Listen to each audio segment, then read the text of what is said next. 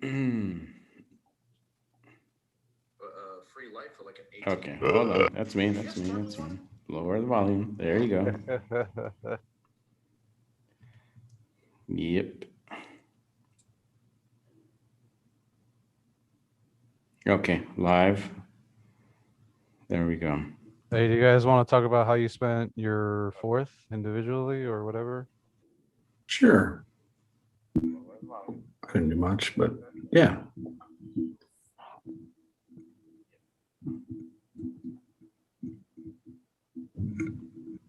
Okay, live. There we go. Oh shit. You guys want to talk about how you spent your fourth? Okay. Yeah.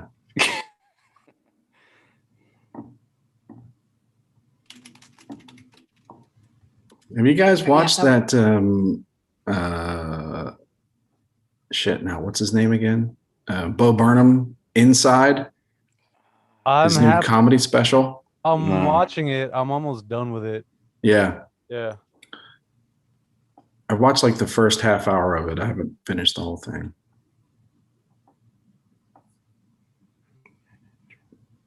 Just made me think of the bit where he's doing a YouTube reaction video, but then he starts doing a reaction video to that. And it just goes on and on and on and on.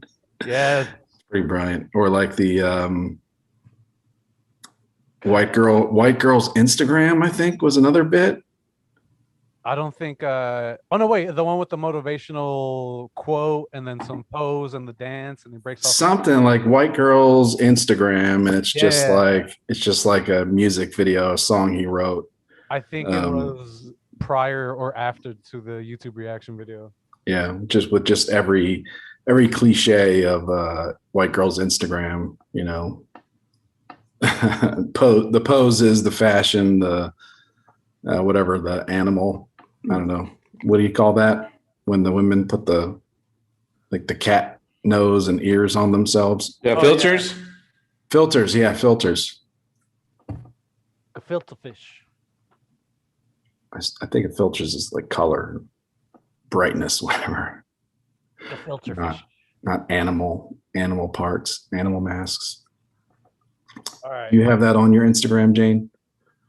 Any pictures of you with like cat nose? No. I raw dog it. Oh wow. Okay. Yeah, she does. Raw dogs or Instagram. You heard it here first, folks. I mean, she's leading by example with the raw dog diet. She does like raw meat, so yeah. We're live. We've got the posts up. Okay. I've got a COVID cough. I don't know what it is. No, I don't. Or I'm just kidding. You get the long vid. Mm-hmm. I keep reading. Like I don't read the news that often now. But every few days I read, and there's like another like a. We got the Delta strain, the Alpha strain, the Lambda restraining order. I don't know, so many strains. There's a Lambda, and then there's Sigma. Yeah, maybe. Like Kappa, all that shit. Anyway, y'all ready? Yep. Yeah. 3, 2, 1. Good evening, Endless Ranters. Welcome to episode 74 of your Endless Ranters podcast. My name is Chris, but I'm just one of your Endless Ranters hosts this evening. I'm joined by the lovely and talented Jane. Hi, Jane. Hello. Hello there. Robbie Spotlight's in the house. Hey, everybody.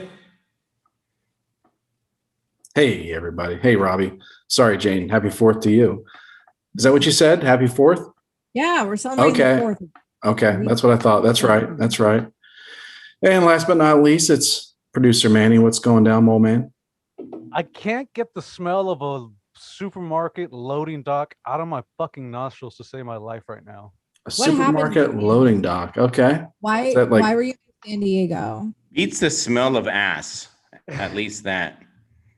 I forgot to brush my teeth this morning. Yes. No, I started a new gig. I'll be delivering raw milk of all things to your local independent healthy markets around SoCal and some, bigger chains that are also more health oriented. So today, Can you keep me posted about this? Because I am interested in raw milk. And is this legal in California? Yeah. If you bump into any divorcees, you can be delivering some raw meat, if you know what I mean.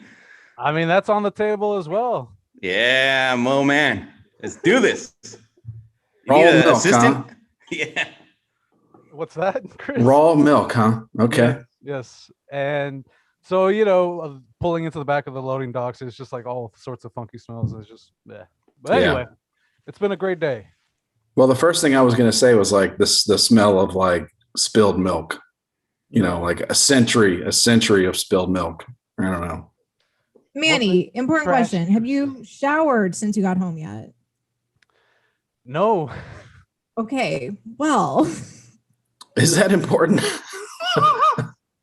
it gives me an I idea as see. to how difficult is it to get the smell out. Like if you haven't even showered, you're not. Look at Rob's hat, by the way.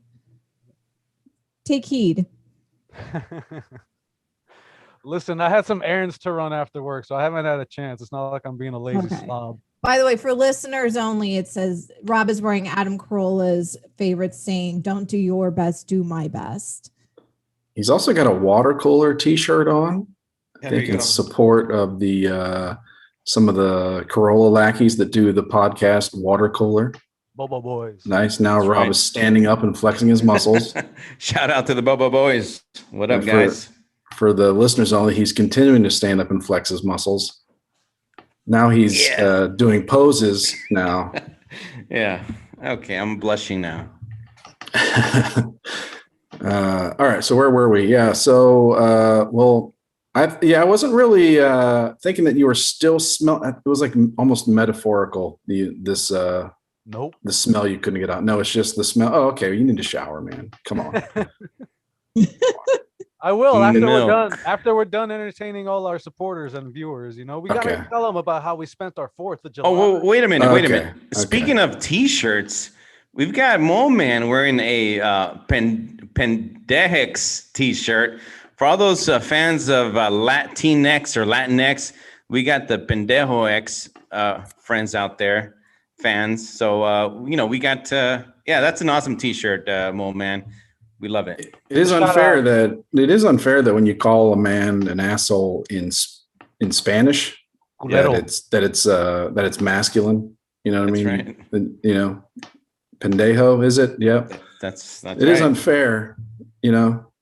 There's not a Pandeja version. There is. Yeah. Okay, yeah. Oh, there is. Oh, But- okay. There's not. It's not There's like. like amigo, amiga. They That's have right. different endings if you're directing it to a male or a female. But they're trying to get rid of that because that's not how they roll down there.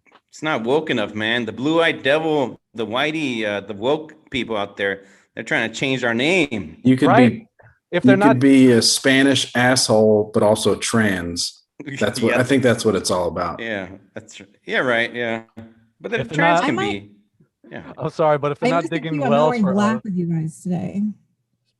Oh yeah, what's up with that? That's a major What's up with fashion you? faux pas. What's up with I'm you, wearing my Jane? favorite purple. Yeah, what's up with that? I You didn't get the memo? No, I No. think what happened here is Rob, being the uber feminist, he dropped the ball. It didn't tell us we were all supposed to, wear matching tops. You're dropping the ball, Rob. Sorry, guys. You're not doing the feminist movement any good here by dropping the ball. I'm gonna write an op-ed letter tomorrow to all my feminist friends out there. Sorry, ladies. Are you a feminist now? I am. As of last week, I've been a feminist. Ever since we Okay. hung out with the lady lackeys, I found my feminist side. So It's awesome, man. Right. yeah. Thanks, guys. That's awesome. Yeah, Thanks for the we support. had a really good time with them last week. She could Hell Yeah, we I was did. listening. That was fun. Yeah, we Yeah. missed you, Chris. Yeah, I missed you guys too. I already missed but you guys the sound had of my you had voice fun. from their official mics. I was like, Oh, oh my gosh, I'm not cringing when I listen. that's right. You did sound so much better. That's true. Yeah. Yeah. So anyway, so where are we in this show? We are, we're coming off a 4th of July weekend. So we're going to talk about America and patriotism, whatever that means nowadays, and any 4th of July memories that we've had from a couple days ago or a few days ago or, in the past. So before that, though, Rob, you want to tell people where they can get in touch with us? Oh, I sure can. So you guys can check us out on Instagram. We are Endless Ranters Podcast on Instagram. Also, Twitter, Endless Ranters on Twitter. You can also follow our Facebook group. It's a private group, so you are exclusive. It's free, so it's okay, guys. You can join our It's group. free. You can join on the Free. conversation. We're not going to charge you anything. Just join our Facebook group. Find us at Endless Ranters. We'll accept you. And, We're very accepting. That's true. we are. Just send me a couple of nudes and we're good. And then also Moman at How We Figure on Instagram and Twitter. Moman, How We Figure. And also you can follow me at, Instagram, Twitter, YouTube or whatever, Facebook, Robbie Spotlight. Check me out. Say hi. I'll make a meme for you or something. I'll make fun of you and we'll be good. We'll have fun. You do not have to send nudes to Robbie to get into the Facebook group. Damn, but come on, Chris. It is preferred. It's preferred. Thank you. You know what I mean? For VIP access. It's encouraged. Yeah, it's VIP. encouraged, preferred, recommended, That's right. enjoyed, Yeah. Whatever Anyway. you want to call it. Yeah. So it's been a couple days, but we're recording right around July 4th. So what'd you all get into this weekend? Who wants to talk about their fireworks? Jay, I go actually didn't first. see any fireworks. Yeah, I stayed here in LA. I didn't see any fireworks. I didn't do anything particularly 4th of July. I went shopping. I did a huge multiple shopping sprees. which I Consumerism. There's sales. There's Okay. sales Yeah. going you're on. right. Yeah. Very Yeah. good Yeah. point. Very good. Very good. What about? Do they Um, even have fireworks out there? And yeah, there were Yeah. tons of fireworks. They were like They all did? over the place. Yeah. And Legal? I almost went to the Hollywood. What? Legal fireworks? It was a mixture of both. Oh yeah. Oh, I like almost so went to the actual like Hollywood Bowl where they sanctioned fireworks shows. yes, Okay. they were all over the place. Okay, that's I heard good. them. I think I actually heard some illegal ones too, but yeah, and I almost went to the Hollywood Bowl Did you call the Saturday, police? so the day before, but I did not scoop up the cheap tickets soon enough. So I went to Korean barbecue with a friend who was visiting from out of town, and I Nice. also have to give a shout out because I was talking to someone who I found out that Ben Stein has his podcast, and I hadn't thought about this guy in forever, but he is a very good all-American theme here. So he is, if you guys remember, he's I think best known for Ferris Bueller's Day Off. For The dry, deadpan- red eyes. Ben clear Stein? eyes. Oh, of course I know who Yeah. Ben Stein is. Bueller. Yeah. Right. Bueller. The game I show. discovered. So Yeah. yeah, I was talking to someone who does a podcast with him 3 times a week. So I was like, how do I not know Ben Stein has a podcast? And they streamed to YouTube, and it's called The World According to Ben Stein. So I want to give it a little shout out because they've gotten a little shadow ban. So when you go to search for it, you have to put in like all the word. Like you would think The World According to. Yeah. like No, Ben Stein. there's a lot of weird stuff and that's coming out about how the social media, they're shadow banning searches and things like that, and like not completing auto searches for things that they don't want you to Right. know unless you type it in exactly, so Right. Yeah, the it's alt weird. left So- has shadow banned me on Instagram. So all you guys, please check me out. Robbie Spotlight. Thank you guys. the alt what? And, The alt left. Oh, And so Ben Stein actually sings at the end of every episode too, and they talk Yeah, about a lot yeah. of current events. It's very political. That's cool. he worked for Yeah. He worked for Nixon Yes. or something like that. Like he was an economist for Nixon or speechwriter for Nixon. I don't know. Yeah, Sound right? yeah, and he was a lawyer, economist. I mean, and his dad was Reagan, even. maybe. I don't know. I don't know about Reagan because I think he was doing movies by then. Yeah. Well, he only did like 2 movies. I don't know. I can only remember the one movie, Ferris Bueller's Day Off, where he plays Okay. the teacher. I got an answer. Okay.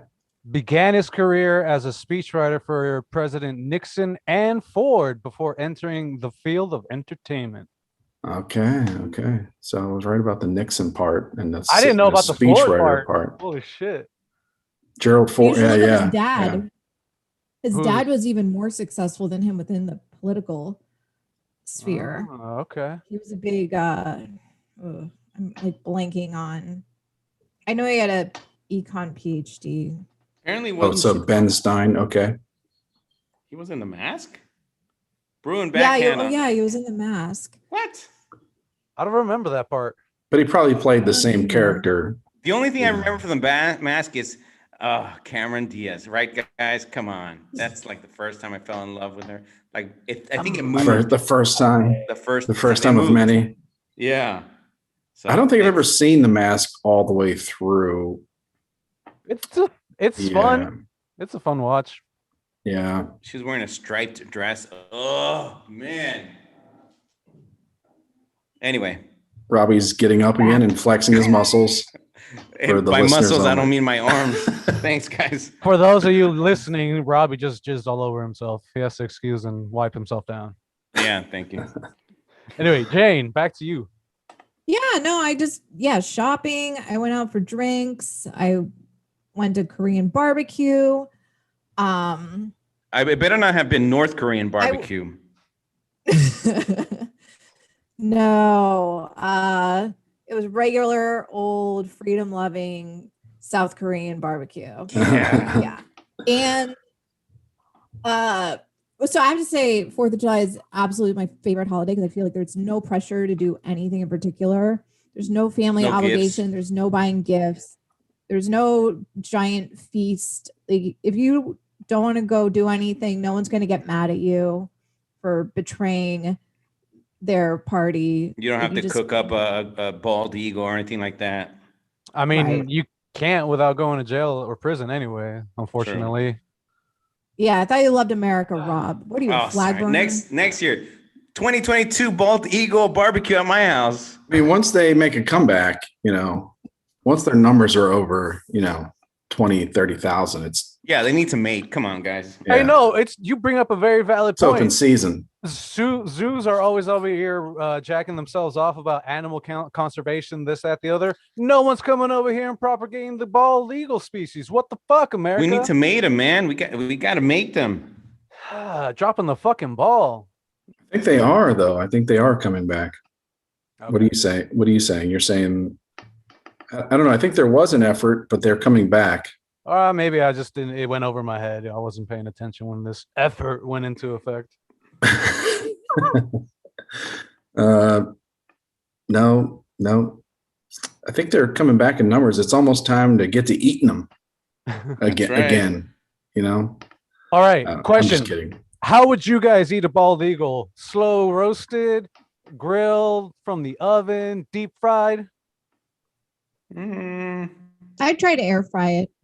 That's what I do. Yeah. The person with the air fryer, of course. Yeah, I don't know what I would do. I don't know. And then Manny left. He doesn't really want to know.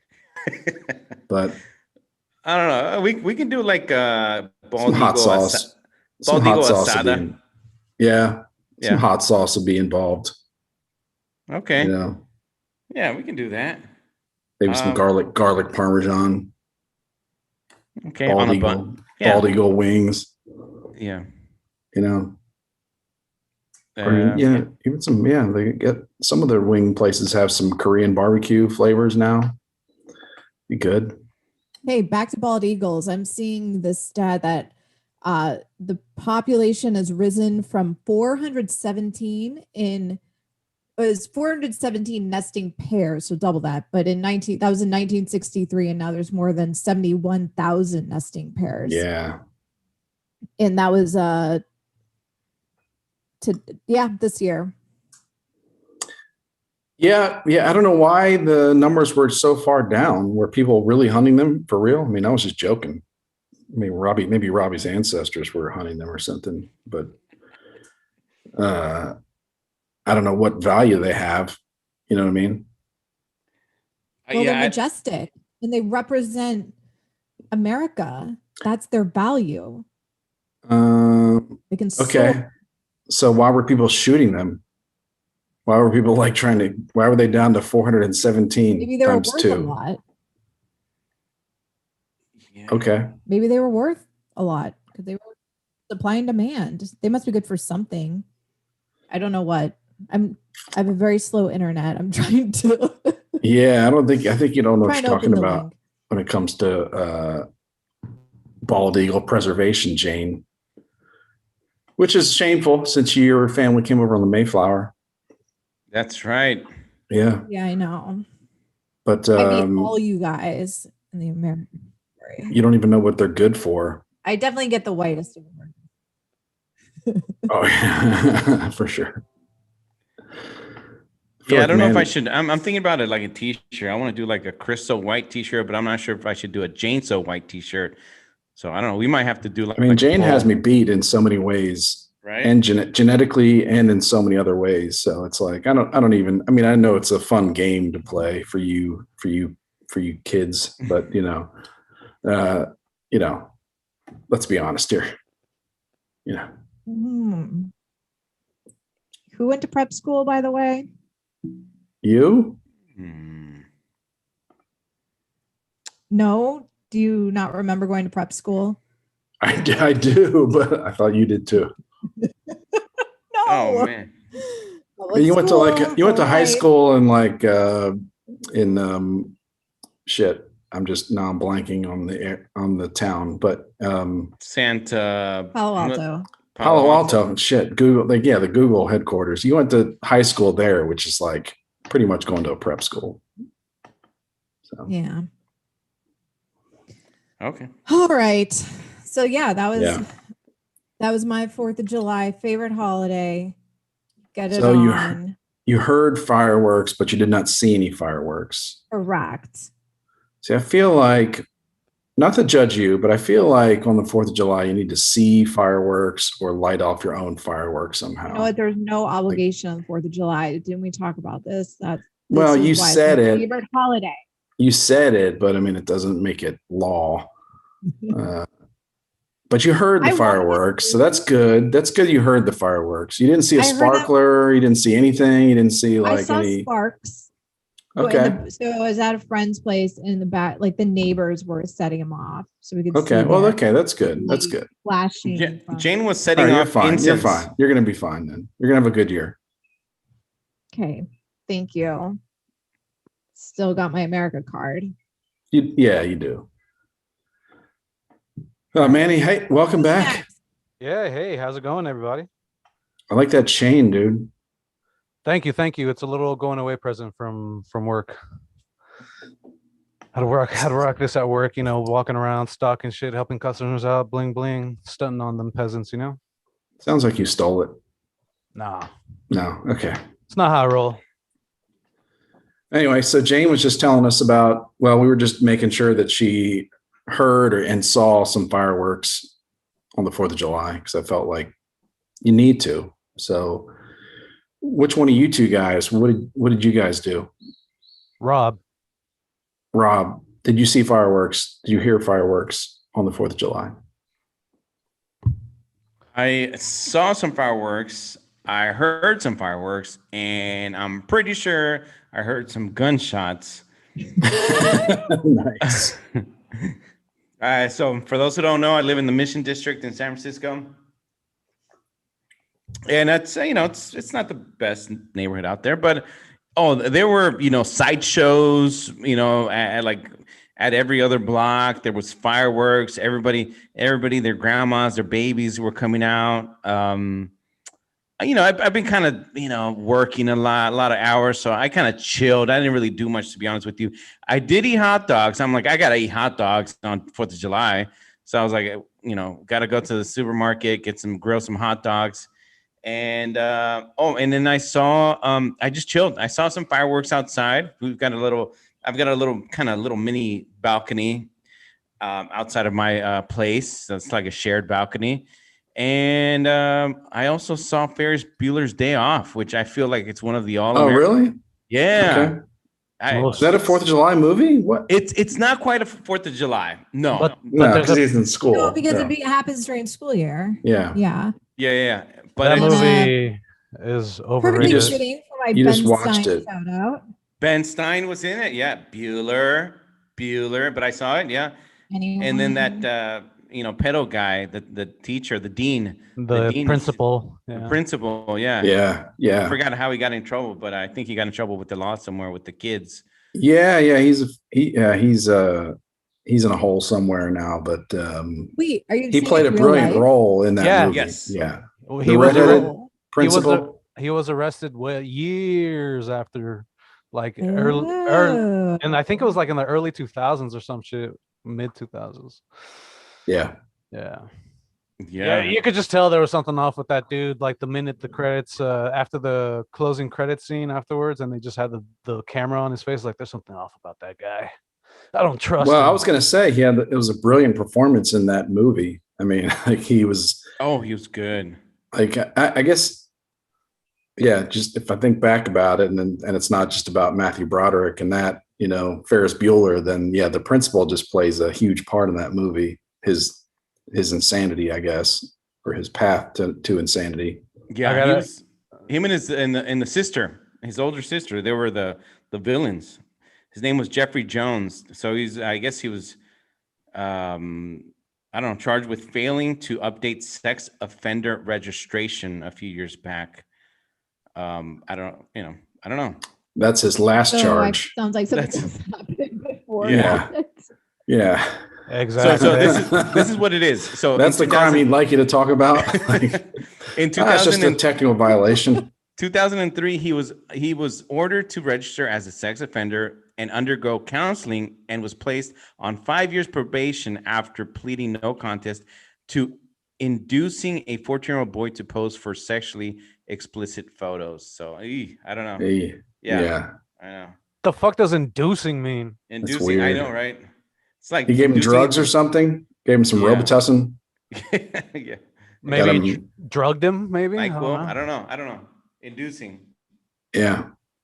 Fucking creep. I gotta say that movie was hella overrated in my opinion. When I first watched it, I was like, "Is this what everyone's making a big fucking hype / fuss What about?" are you talking about? I'm saying exactly that. Ferris Bueller is unreasonably hyped up.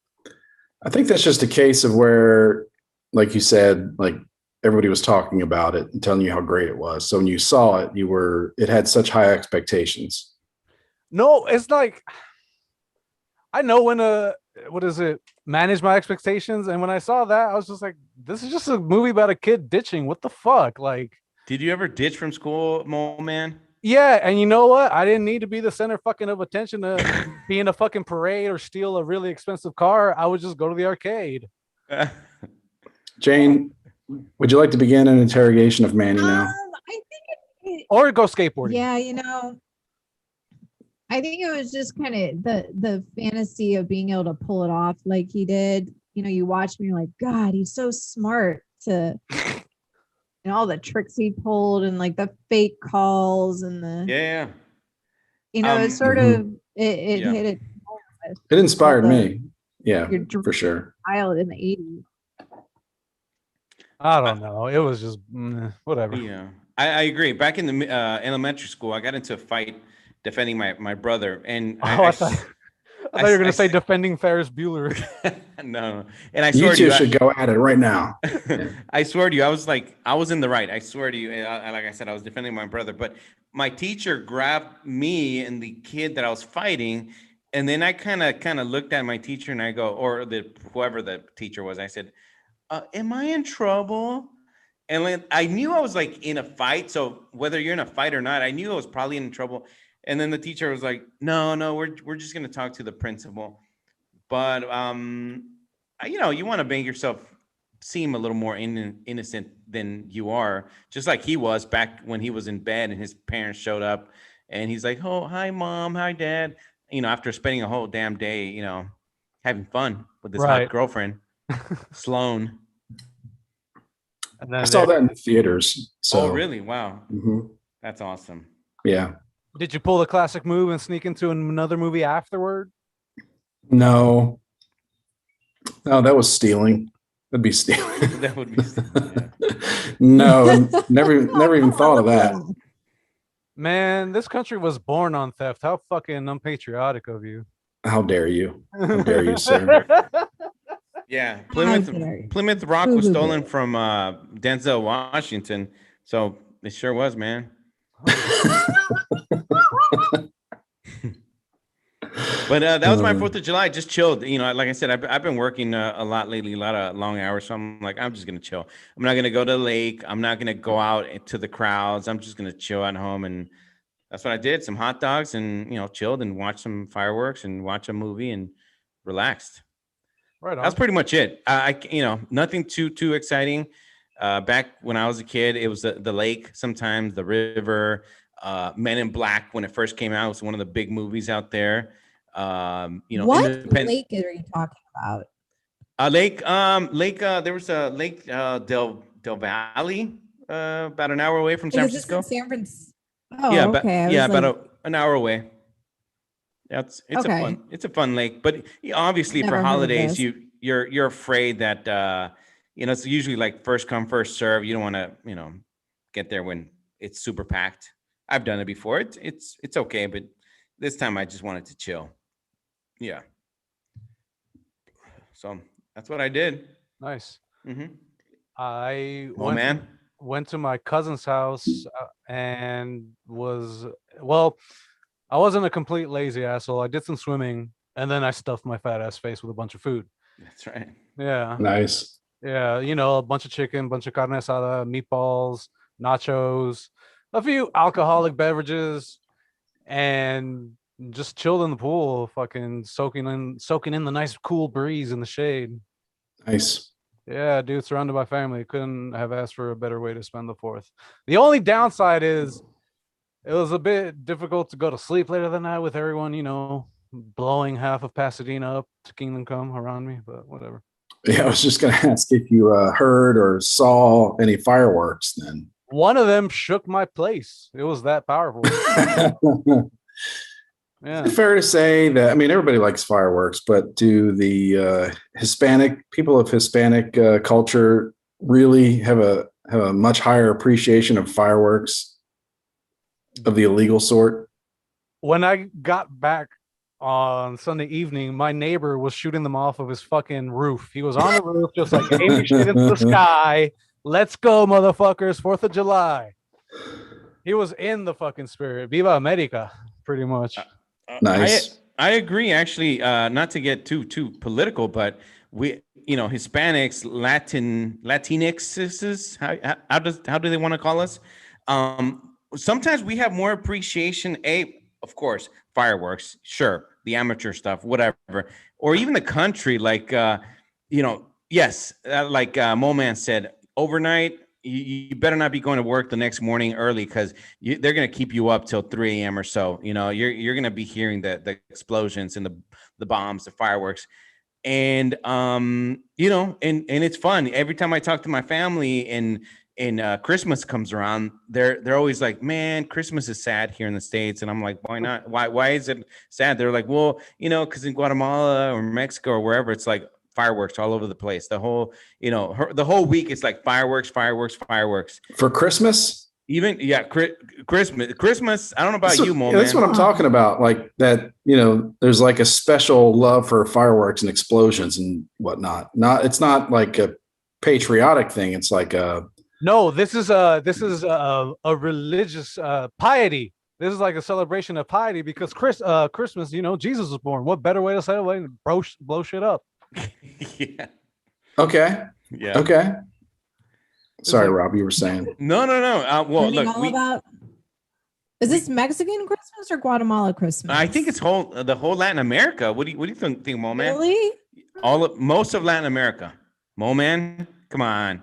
We do light off fireworks, yes. Yeah, it's most of it. And I will say this, not to get political, but I will say this. You're not going to catch a Mexican or Guatemalan or Nicaraguan person turning their back to the flag at the Olympics. I will say this, because a lot of the people, their parents, their mom, dad, they did what they had to do to get to this country, for the freedoms that they have here. Obviously, the U.S.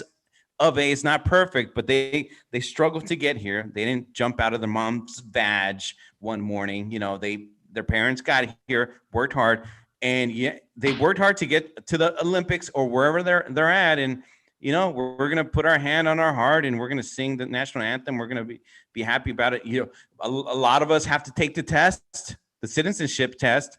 I did. I'll tell you guys that. I learned some words, some test answers and all that stuff. I took the oath. So some of the people like me, we actually did something to get that citizenship. So I'll say that. So, you know, if you want to criticize me for doing that, hey, not that I don't have a pride and appreciation for the country where my parents are from. I love it. And I want to, you know, go back and visit family and stuff like that. It's a beautiful, beautiful land, but we're here for a reason. There are a lot of freedoms as well, you know? So That's right. Yeah. That's my well rant. said. Well said, man. Yeah. The whole like turning your back on the national anthem and whatnot. That's kind of crazy. At the Olympics, it's like the whole you know, point of this thing is for countries to wave their flags and whatnot. So it's like to kind of like just pretend like that part is a non-starter for you is kind of insane. Just like, then go compete somewhere else. Yeah, seriously. I think it stems from a lack of meaning, but that's a deeper conversation for another day. Lack of meaning. What do you mean? Like the person has doesn't. Yeah, like if you're what do you yearning mean? for some meaning, you don't know where to find it, and that's something you try it. You do it that way, thinking it. Oh, so it's easier to latch on. Towards meaning, but yeah. Oh, so like people find it, and you could be right here that people, their purpose in life is to like push back against patriotism or something like that, or you know, Yeah, a false the sense same of, goes and for, you know, that's their purpose. Yeah, I mean, and it goes. That's not the only. There was what is it? The Wall Street, Occupy Wall Street. Yeah. Similar. Mhm. I say the KKK. If you get involved in that, similar. Oh, so in general, like any group, yeah, like people are looking for a sense of purpose, so they look to groups to join, like with some, you know, to find things in common, you know, whether it be knitting or, you know, wiping out another race of people. But yeah, so like, yeah, people looking for a purpose. So I don't know. Yeah. The Olympians or the athletes that kind of, are like competing to fly, you know, competing to earn a spot at the Olympics for the nation they grew up in, that I assume supports them in some way, you know, maybe doesn't make them a highly paid athlete, but, you know, I'm sure the U.S. taxpayer kicks in to some degree, and then they just turn their back on, I don't know. Something doesn't sit right there. We kick in by supporting sports. It's not inspiring. And I don't look at people who do that and think, oh, I'm so inspired by your life and how you're trying to live it. But yeah, may get her, she was a shot putter. The girl that did that was it either a javelin thrower or a shot putter, and was like bronze, had a bronze medal. So it's like, if she did not do what she had done, if she didn't do that, then we wouldn't even know who she was. You know what I mean? She would have just been like the lady that got third place at a shot putting event that no one heard about. Yeah. We are discussing on a podcast on YouTube. Yeah. That's true. Who brought this up? Very meta. Damn it, Robbie. Sorry, guys. Robbie and your political rants. And the show's hidden low. And no, he can't help it. It's just this feminist nature. That's right. That's true. Rob's a newly reformed feminist. That's right. And also, all my ladies and my lady exes out there, shout out. They just making up words. Anyways, yeah, we love fireworks. You know, us people, we love them. We love them. We love them. We love fireworks. We love our country. We, you know, America. Yeah. Yeah, my last neighbors were Hispanic. The dude was Mexican and the wife was Peruvian. I know that because she would always point out, she would always say that she was Peruvian. Like there were always like whenever something came up of any kind of Hispanic nature, she would point out that she was Peruvian. Like I don't Well, know, is there some kind of hierarchy there? Like no, I don't know if I think it's more pride than hierarchy. A lot of people are, they have cultural pride and they're like, no, don't lump me in with those other brown people. I'm this subset of brown people or whatever, Yeah. But I feel like it's freeing not to care, not to have that to care about in a way. I don't know. I guess maybe I don't understand because I don't have I don't feel like I have any kind of subgroup of whiteness to. You're like, my family was from the northern part of okay Sweden. Like we were from the southern part of Helsinki, oh, really? Okay. right. Yeah, like I have no desire to join the Daughters of the Revolution or anything like that, which I probably qualify for. Well, what about the people that are like I'm patriotic. I already just did my rant on patriotism. What about the people that are too patriotic, which I think exists as well? Oh yeah. Right. Some people are a little. Another whole. It's like being obsessed with a sports team. Yeah. It's like idolatry also. Yeah. I don't know. I don't want. Yeah, I agree. Yeah, which I'm not. I think I said this once back in high school. My teacher, social studies teacher, Cuban guy, Afro-Cuban guy, took myself, another Hispanic buddy of mine, Gabriel, shout out to him, and two black kids with him to a baseball game.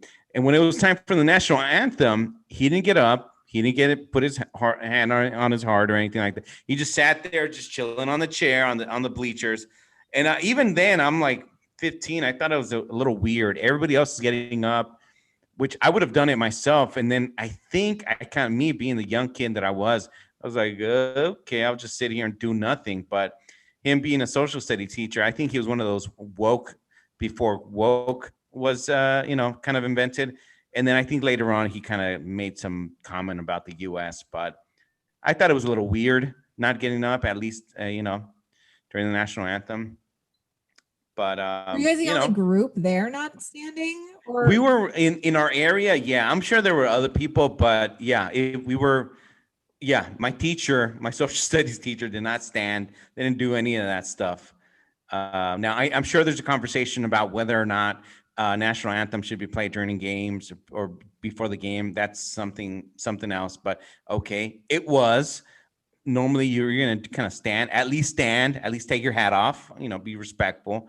But no, he didn't do any of that. And then he made some kind of, snarky comment about the U.S. later on. So I don't know. It's like, dude, you're here. So if it's so bad, then I don't know why you're here. You know what I mean? Well, complaining about America is kind of the luxury of being American. It's a strange luxury, I guess. It is. It's the second most popular American pastime next to baseball. Oh, yeah. What? Complaining? Is that official? Complaining about America? Yeah, it's official, guys. Ahead of hot dogs and apple pie and whatever. Mm-hmm. Okay. Well, I'll take that as gospel then. Hey, it's not my gospel. It's the Endless Ranter's gospel. All right.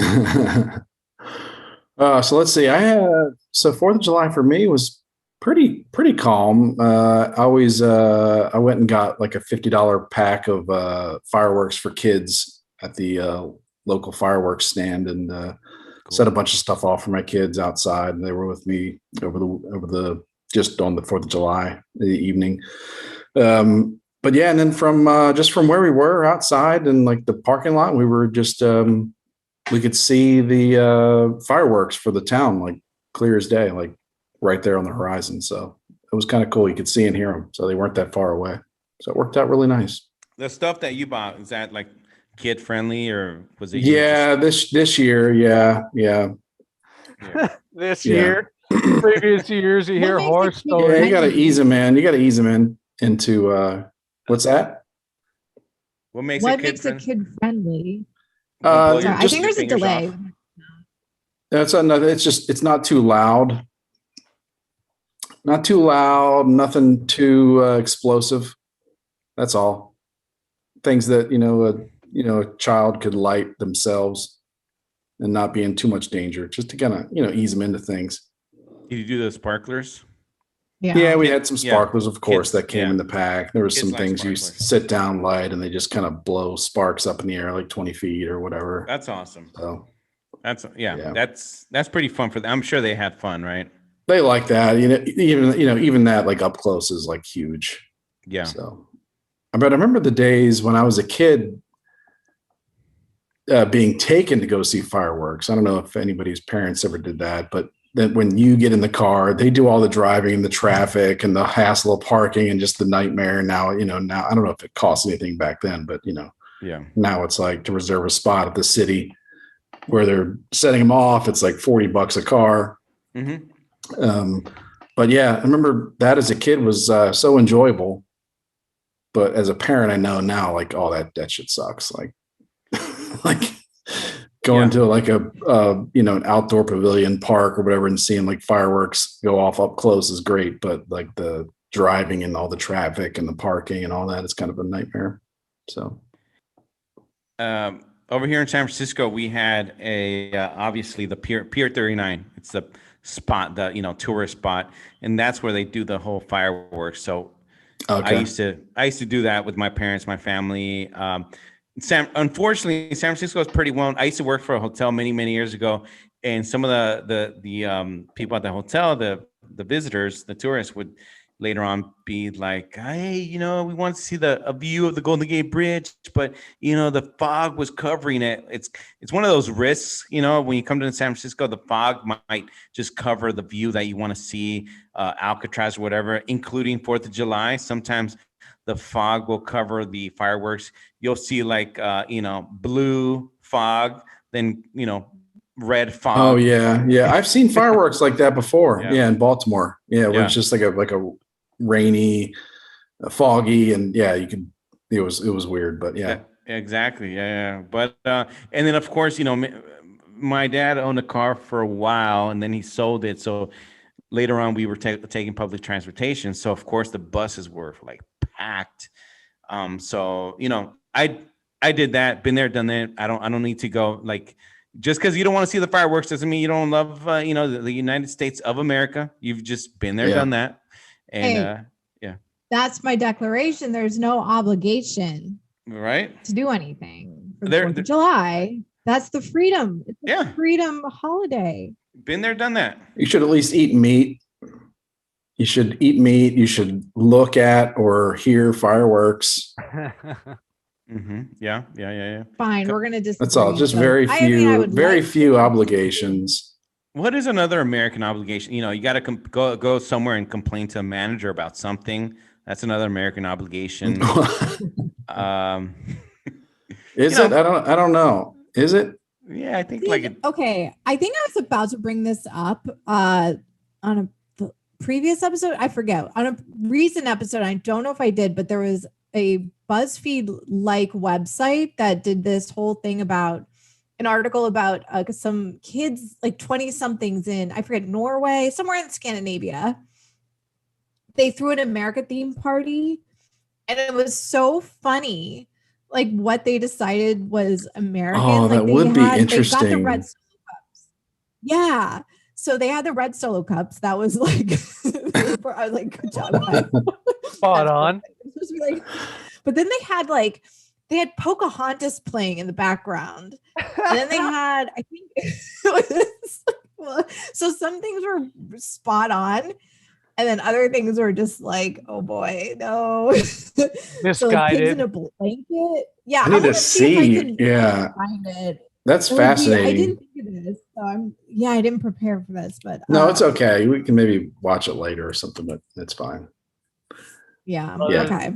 That's awesome. Other countries. I'll share it in the group if I come across it. But yeah, it was really interesting to look at like how do they like interpret our culture.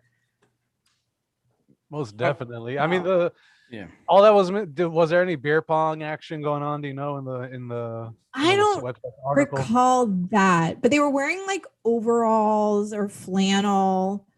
This was maybe like mid to late 2000s. Overall and flannel. That sounds like they were throwing a '90s themed American party. Yeah. Anyway, I was very amused. Yeah. So, The Americans are seen, obviously, people always talk about the ugly Americans and the tourists and all that stuff. Or the every country stereotypes. has that. Yeah. Every country has that. If you go, like, they only see, well, I don't know. So, like, some people watch movies and they just think everyone's like, it's like California. They associate America with California. And they have no perspective of the rest. And then there's other people here interpret America as like ugly American. I don't know. Does Europe, does the rest of the world just think we're all, I don't know why they would see the middle America type stereotype. Like, where do they get that from? Pop culture.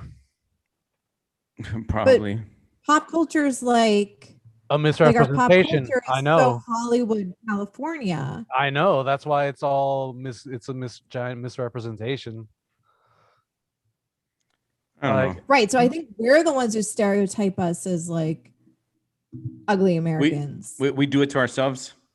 We're very like full of self-hatred, it sounds like. Yeah. I do remember we had a guy at work. So we have a team in Italy, and one of them came over for a couple months for a project. And his thing was, he's from like northern Italy, Milan. And his thing was like, I have to go to the Cheesecake Factory. I want to go to the I want to go to the Cheesecake Factory. Of all places. Well, actually, Chicago. Like, really? I know. Instead of going to like a good Polish place or something like that. Okay. Well, what's funny is, we all obviously we're all fans of Adam Carolla. You know how he always talks about and I don't think he's kidding either. He loves P.F. Chang's. So he's all about P.F. Chang's. So recently he was talking about, someone asked him, well, what if you move somewhere, wherever, what city? And he goes, do you guys have a P.F. Chang? And I kind of believe him. I kind of do. Yeah. I like P.F. Chang's. What's wrong with P.F. Chang's anyway? I've never been to one. I think we have one in San Francisco. I've never been to one. Yeah. Does he legitimately like P.F. Chang's? I think so. I couldn't tell. I kind of thought it was joking, at least half joking. I don't think so. I think if you're traveling around a lot. He's joking? No, I don't think he's joking. I think he's serious about it. Yeah, I think he seriously likes P.F. Chang's. Yeah. Yeah, I think serious. But I think when you're traveling around a lot for work or whatever, you start, you do look for like unique places to that area, but then you're also like tired and you want something very predictable. Mm-hmm. So like when you're on the road, when you're in your hometown, like Chili's does not sound like the place to go. But I don't know, when you're on the road, you're just like, I can go there and it'll take exactly 57 minutes. And it'll cost exactly this much, and it'll taste exactly like this. I don't know. Just looking for predictability. Yes, I agree with that if you're on the road, but if you're at your destination and trying to enjoy your destination, then no. Yeah, or in this context, Adam's looking for a new hometown, and the new hometown would not have a P.F. Chang. So it would actually, for him, it would be his hometown. Yeah, it would be, he wouldn't move to a town where they didn't have P.F. Chang's. Wasn't that the caller? What? Yeah, I think so. I don't know what city it was. But yeah. No, somewhere in Montana? Alaska. Was it Alaska or was it Montana? I want to say Montana. Yeah. Yeah. Oh. Anyway, yeah, P.F. Chang's. The lettuce wraps are good. I like the lettuce wraps. Really? I haven't been to a P.F. Chang's in I don't know how long. I've only been once, and that was 7 years ago. Yeah. Whenever I go out of town, if I'm out of town for too long, I always want to come home and buy get a burrito from El Farolito in the Mission District here in San Francisco. Oh man, it's Just it's to do a wonderful. taste bud reset. Yeah, exactly. I got to do it. I got to do it. Do you guys have like a restaurant in your, even if it's local, like, do you guys have a place in your area that you want to go to when comfort? I don't know. No, but I did used to go by I did used to use the name El Farolito when I used to be a stripper. So El Farolito. yeah, That's the lighthouse. yeah. I shine my lighthouse, aka this dick, into the audience, and it just brings me money. It brings it my way. So Yeah. it all works out. Lots of sailors just flock to your penis. Sailors, sirens, they're all welcome. Give me your fucking money. So to answer Rob's question, there is a spot in town. It's called Brick and Flower. It's kind of like a more hip Hispanic, Mexican inspired Tex-Mex cuisine, whatever you want to call it. Okay. I go there for their breakfast burritos. They fucking rock. And as far as for the other spots around town, there is one more. Pasadena Sandwich Company. They make these ridiculously sized sandwiches. They got awesome soups, and they are only open until about 2:30 or 3. So that also makes it a point to go early. And yeah, just get a half sandwich, a soup, and I'm set for lunch / dinner. I'm not joking about the size of these fucking sandwiches. Shout out to the crew at Pasadena Sandwich Company. Love y'all. Is that a chain out there? Or is just one place? One place, independent, family owned. Nice. Yeah. You guys are lucky in California. You have a lot of independently owned, like one-off restaurants. Yeah. It's just a matter of finding the good one. Yeah. Yeah. Jane, what about you? Any No, these days 'cause my diet is so like simple, and I just come home and like I put a steak in the air fryer. well, let's say So when I you don't were really have. growing up in Palo Alto, any spots that were there? Oh gosh, we went to Sizzler frequently. That's very American. What the fuck up? Really? You'd go to Sizzler? I was going to upgrade you and say you eat at Joe's a lot, Joe's Crab Shack a lot. That was an upgrade. You were going to Sizzler. Damn. Well, Sizzler is also kind of all American, right? Oh man. Yeah. It was Sizzler was good. Yeah, Sizzler was good. When it first came out, it was revolutionary. Not really, because there was Ponderosa. Okay. Before that. This was like back when they still had smoking sections in restaurants. I know I served that. I remember time that. on this timestamp. Yeah. Gotcha. We went to McDonald's every Thursday, my mom, my sister, and I, because my dad always went on a bike ride on Thursdays and he hated McDonald's. So that was our night to go to McDonald's. Smart.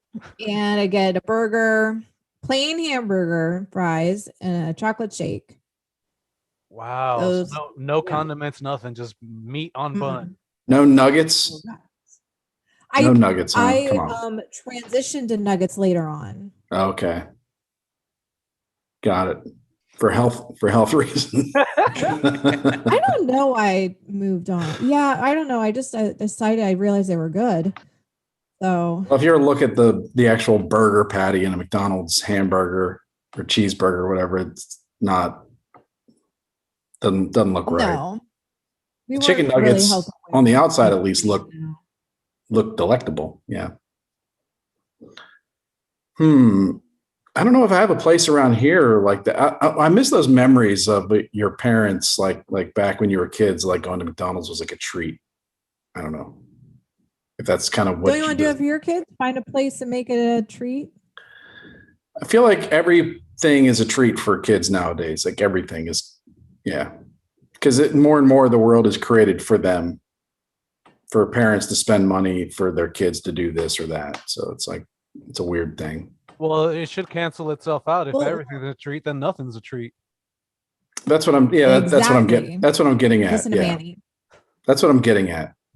It's like everything's convenient. Everything is the same price basically and good. And I don't know. That's why on the way to the football game and on the way back to practice and all that. It's just like all right there. Yeah. And it's a big time saver.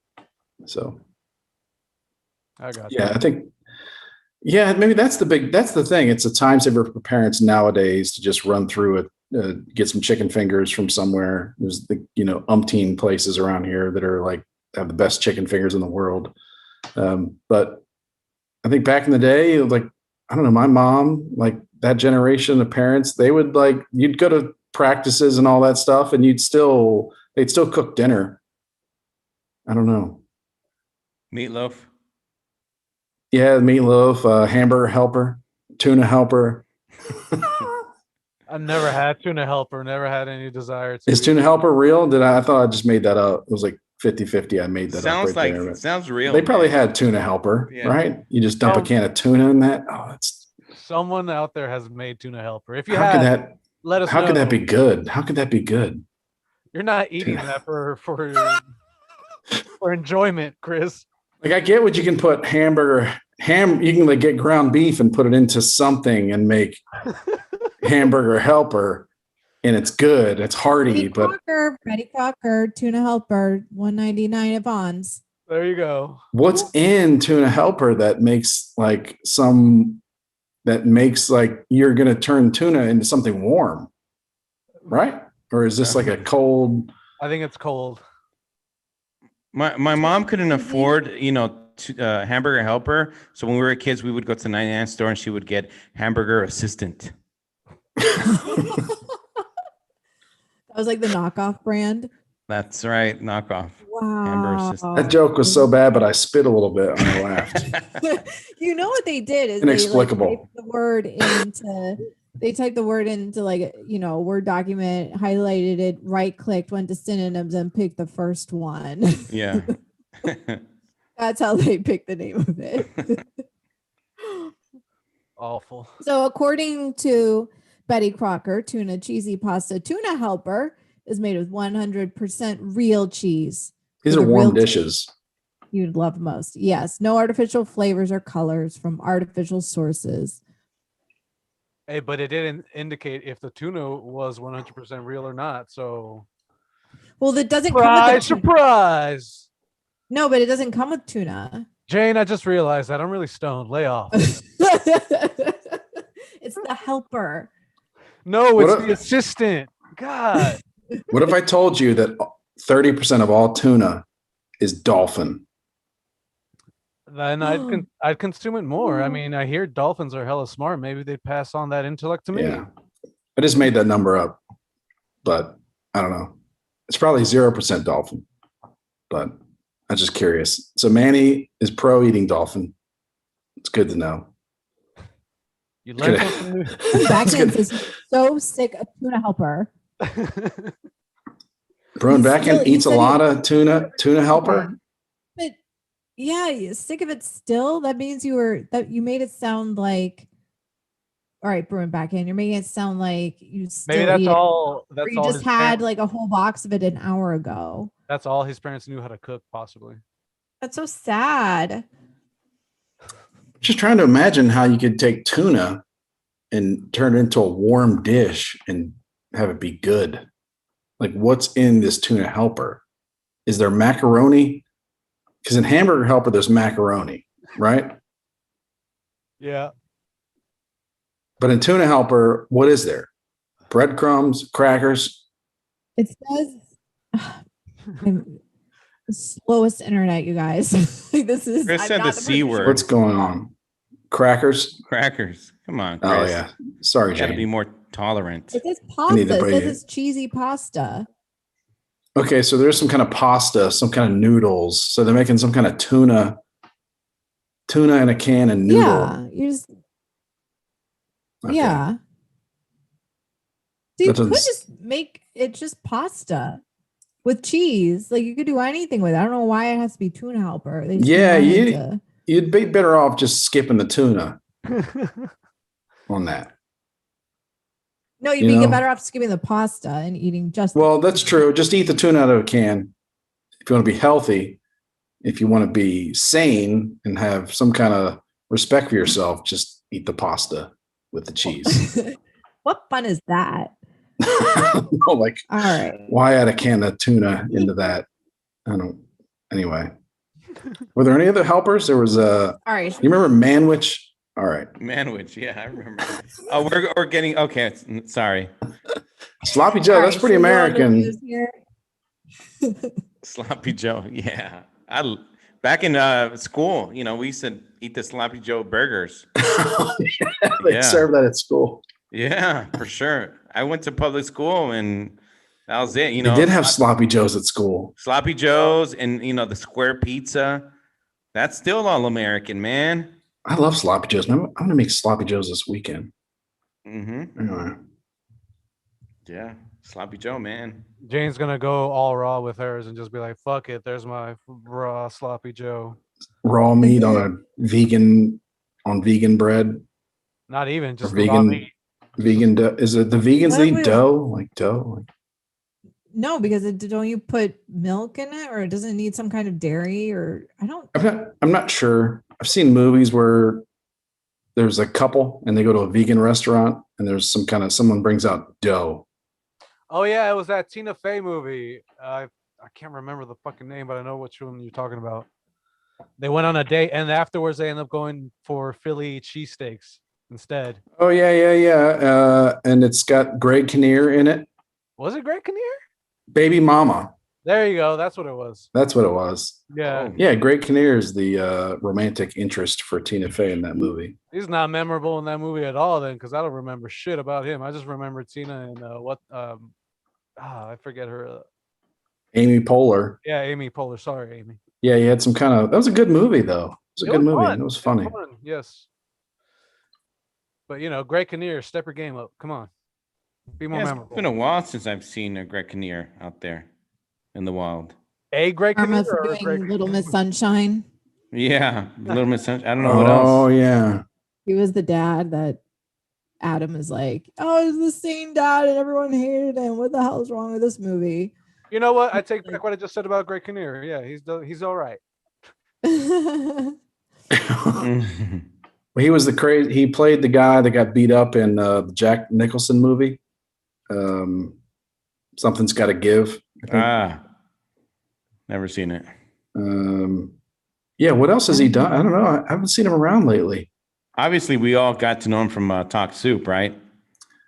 Yeah, I miss Talk Soup. That was an entertaining show back when you had limited cable channels, right? Before the internet and stuff like that. Yeah, basically. Did it start with Greg Kinnear and then go to the guy with the patch? There was Yes, a guy Hansen, John had this- Hansen or something like that. Was that him? Okay, with the skunk patch. Yeah, on the side of on his head. Yeah. Yep. And then it was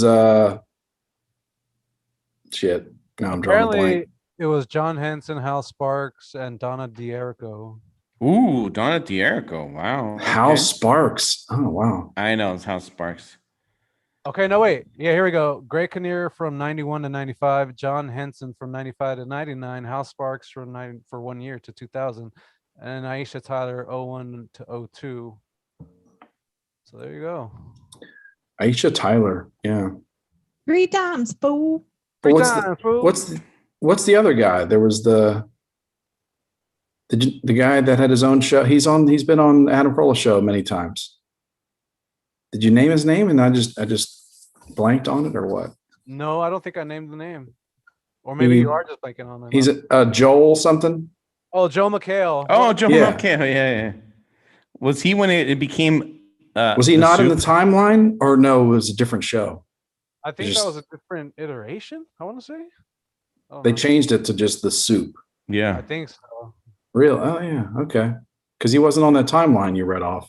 No, he wasn't. No, you're right. I feel like he did that for a long time, but maybe that John Hanson guy was I don't know. Seems like he was one of the longest. I don't know. We're going to the weeds here. Apparently, they Jane. changed it to the Joel Bar. McHale show. I'm bored. That's They fine. changed it to the Joel McHale show. Yeah, they redubbed it to the Joel McHale show with Joe McHale. Oh, okay. Yeah, in case you forget the name. But anyway, enough of that bullshit. Jane, hit us with some news. Yes, thank you. All right. So, good news in Saudi Arabia. We are gradually welcoming them to the 21st century. I think they've made it to the 20th century now. So they now officially allow women to live independently in a house without permission from their father or a male guardian. Oh, That's they're right. asking for trouble. Yeah, is that a good idea? So judicial authorities scrapped the paragraph under Article number 169 of the Law of Procedure before Sharia courts, which previously stated that an adult, single, divorced, or widowed woman, I don't know what else, I don't know if you can fall in any other bucket here other than married, shall be handed over to her male guardian. It was then replaced with a new legal text stipulating that an adult woman has the right to choose where to live. A woman's guardian can report her only if she has evidence proving she committed a crime. Now, this says a woman has to have a guardian, I think. I didn't dig into this. I just noticed, but it's saying a woman's guardian, assuming every woman has a guardian. Now that they've changed the law that the guardian can't prevent her from living alone. Interesting. Yeah, it's a crazy, crazy cultural thing. Yeah. Well, Yeah. I don't understand the strong need for control. I never understood that. A little weird. Well, yeah, they were like a cult. Like Sharia law is like it's not really a religion; it's more of a cult like thing. I mean, we're tying this episode back again, bringing it back around with what you two were saying about. So that's why it's needing good news. So the reason I brought this under good news, not just good for women in Saudi Arabia, but it's good for us in America to appreciate the country we live in. Okay. Yeah. Yeah. Yeah, you hear that, future girlfriends of mine? You better appreciate this country and what I give That's you. right. Rob setting the bar so high here. So actually I did a little diving into the timeline of the women's rights movement in the US. So the Mississippi was the first state to grant women the right to hold property in their own names but with permission from their husbands. So, and then Wyoming was the first state to grant women the right to vote. Interesting. And then, yes, and then by 1900, every state had passed legislation granting married women the right to keep their own wages and to own property in their own name. Bullshit. Oh, just kidding. So I didn't find anything that explicitly said women were never allowed to live independently without a guardian permission. They would just call it a brothel. I don't even think it was called a brothel. The Bunny sugar Ranch. daddy. So Interesting. Yeah. So the first state was, what did you say was Mississippi was the Wyoming. first? Oh, Mississippi was the first to allow women to the right to hold property in their own names, but they still had to get permission from their husbands. Okay. But still, you wouldn't think of Mississippi as a progressive state. Right. You know? That's why it's a little surprising. So I don't know. I think back Or in the Wyoming. Day, like Wyoming was sort of like Wild West. I feel like they were a little more progressive in that day. Because it's like the people, you got the people who travel with wagons west and on their horses, just Okay. they left.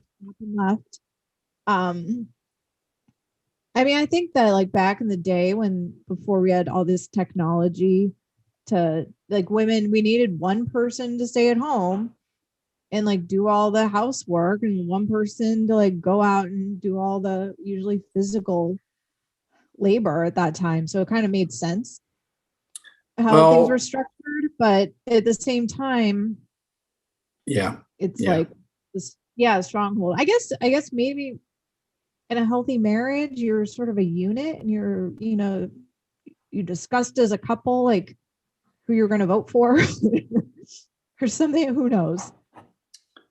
Well, yeah, I think it's important as a couple that the man tells the woman who to vote for. You know what I mean?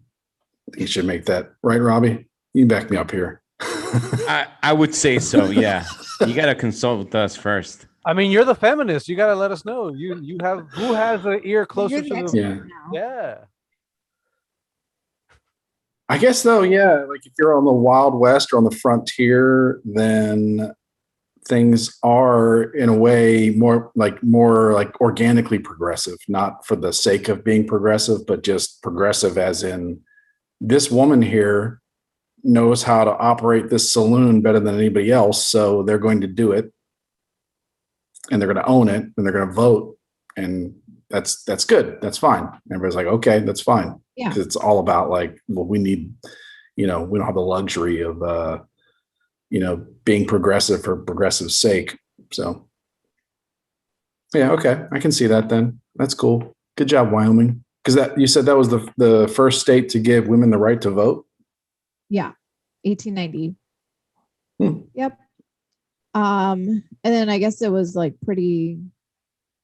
I don't know when does it say that they all had the right to vote? 1920. So 30 years later. Oh, was across okay. the board. Yeah, I was about to take it back because I thought you were going to say that they all, like, every state did it like within the next day, and then it's like, oh, Wyoming just kind of, they just filed their paperwork early to look like they No. were really heroic. But no, okay, so that's like 30 No, years. I don't know how fast. Okay. Yeah, it took 30 years. So they were the trailblazers for that one.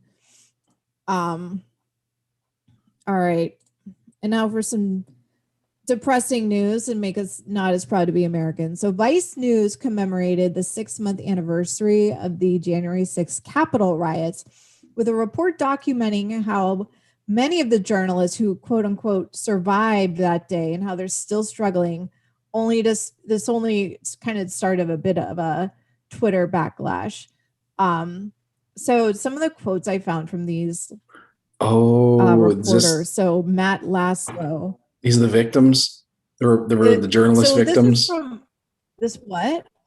They were the journalist victims. Yeah. So basically, they're right. Like and in the title it said the quote the reporters who survived that day, but all the reporters survived that day. So it's like yeah. Like, all right. This is really pathetic. Just a preface.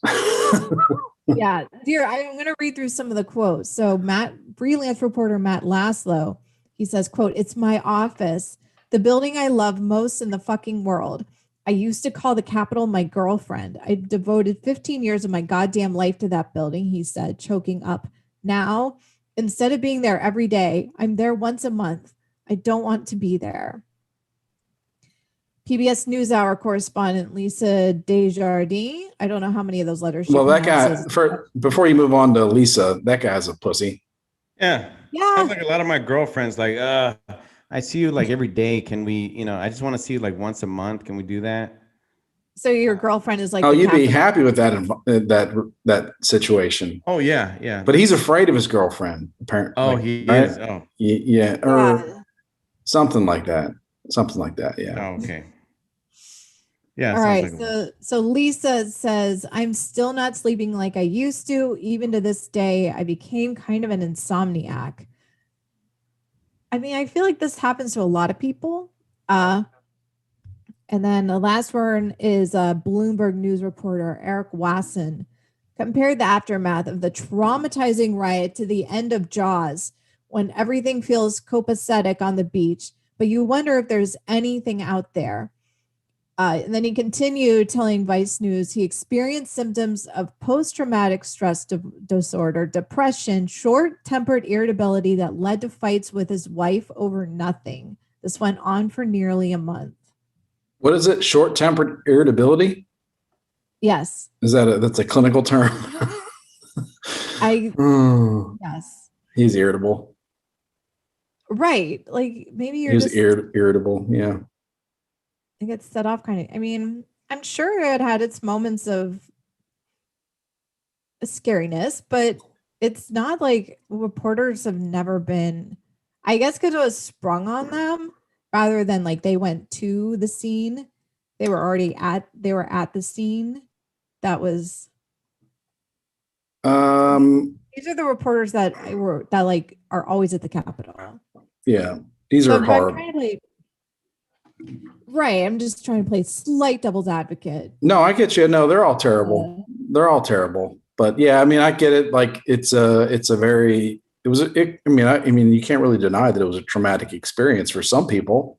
You know, I mean, I don't really think the whole thing was staged with actors and all that. So, I mean, it was probably traumatizing to some of the guards, whatever, Capitol Police that are just, they're just stooges. They don't know what's going on. So they weren't prepared for it. And, reporters that were there, they were just like, oh my God, what the fuck's going on? But, after like 15 minutes of seeing dudes like with, face paint and giving thumbs ups, and there's like no weapons at all. Like, yeah, I feel like at some point it just becomes, we're just like not menacing. Yeah, the totality of your experience has to be like, it was really weird. Yeah. And that's about it. It's like really surreal. And, surreal just watching the fucking news of the whole thing going down. Yeah, I don't know if I was watching live. I was. I guess was that a weekday or weekend? It was a weekday. It was a Tuesday. I remember because of some shit that happened the day before. I was like, but yeah, it was a Tuesday. Weird day. I just saw something online, so I was like, let me turn the TV on, and then just saw all the madness at the Capitol. Yeah.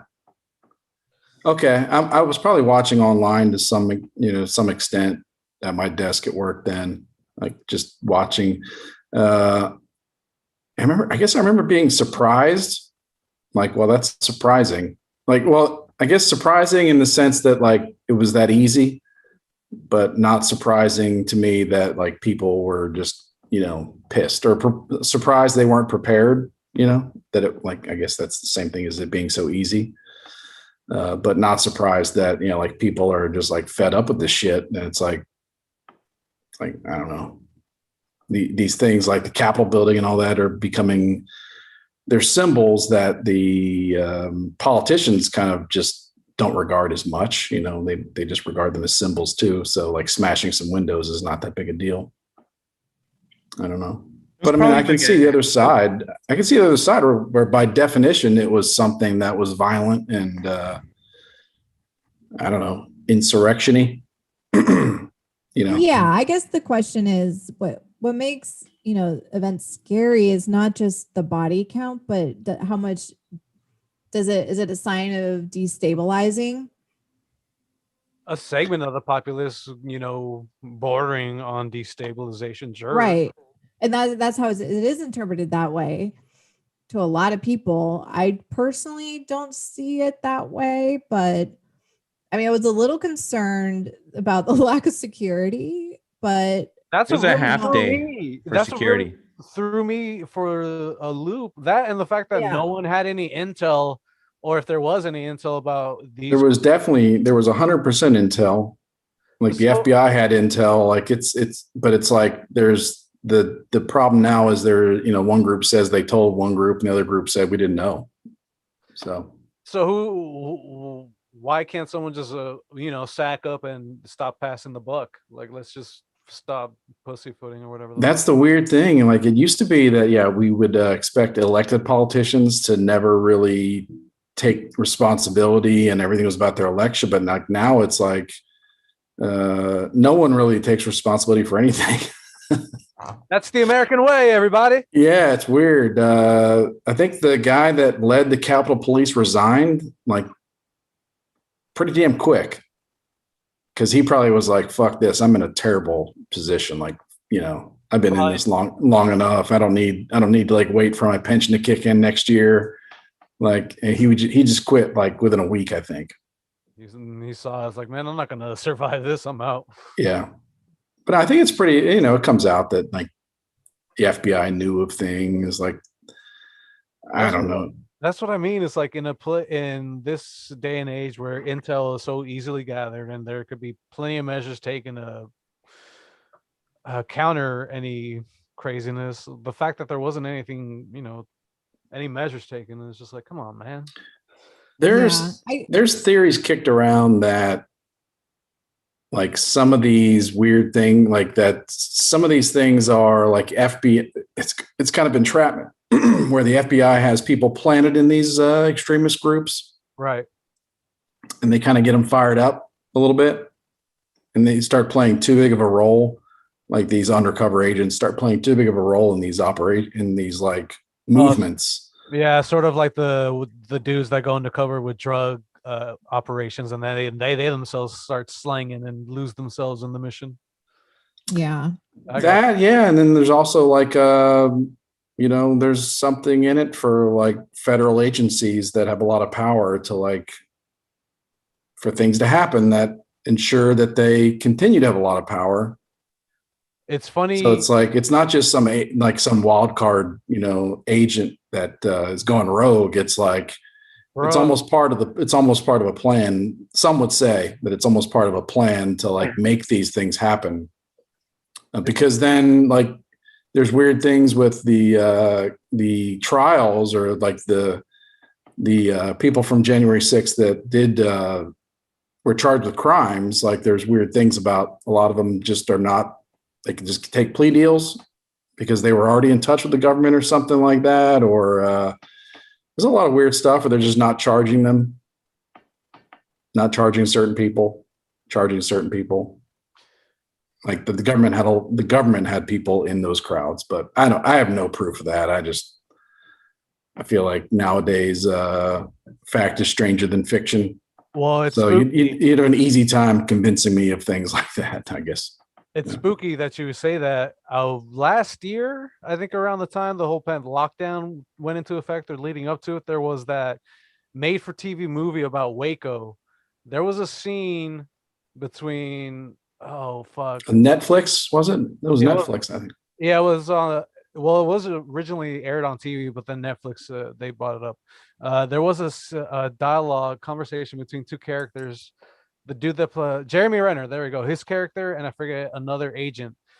Everything you just said about maintaining order by making people believe that they're that the government agencies have a bigger control over the populace than they really do. That's why they're there. So it's weird that you made that point, because they made the same similar point in that, I forget the name of it. It was probably Waco or something like that. Okay. But again, yeah, bringing it to the truth is stranger than fiction, like art imitating life, life imitating art. It was just, you're not the only one that has that theory, man. Yeah, there's a lot of talk about that going around, or there's some weird group. I don't know if it's like Proud Boys or something, but like there was one, like the leader of that group, right? Or something, that's a group, I think. Yeah. The leader of that group, when he landed, was like, they knew he was coming to town. So they arrested him like immediately coming off the airplane or something. It's like, but that's Cuban guy.